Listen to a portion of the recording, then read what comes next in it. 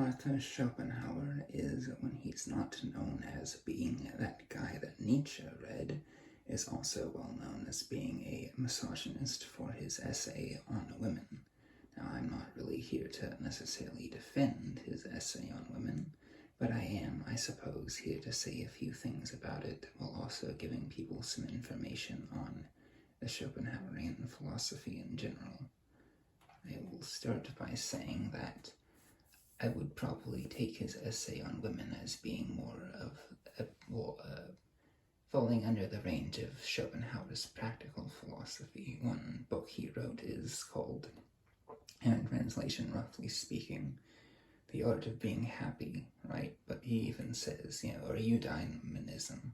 But he also says eudaimonism is a kind of euphemism, as in the science of happiness, because there is no such thing as happiness that can be attained in this world, according to his view. But he says he's willing to compromise and being like, say, well, as if, or what would a happy life be like if such thing were reasonable for a person to achieve? And I would put his essay on women insofar as it has a political content under this, as in when he says women should be subjugated to men, for instance. That's still getting away from the primary suppression of the will aspect of his philosophy, right? Because the primary goal is, after all, to suppress the will, to get rid of life, etc. So I guess if you're focusing on this one small essay out of his whole work that kind of, goes against his usual views in a certain way, it's a compromise, so to speak, you probably already have some sort of tendency to these views.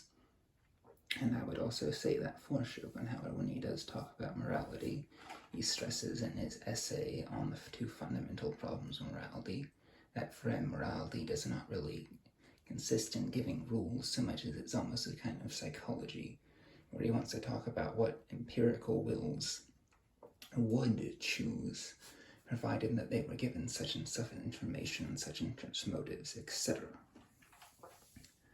So, and in that essay, he does say people who are not prejudiced or people who are not, wicked, prefer pity, compassion, and empathy above all else, even above justice. And in this sense, he actually does value women more so than men in an ethical way, insofar as he considers women to be more prone to passion, or compassion, rather.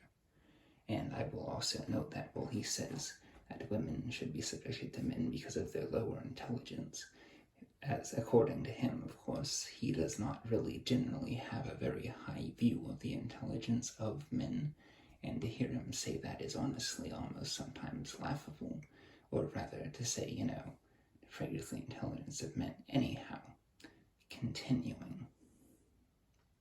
Sorry, I had a frog in my throat. No, that was just the end of the video.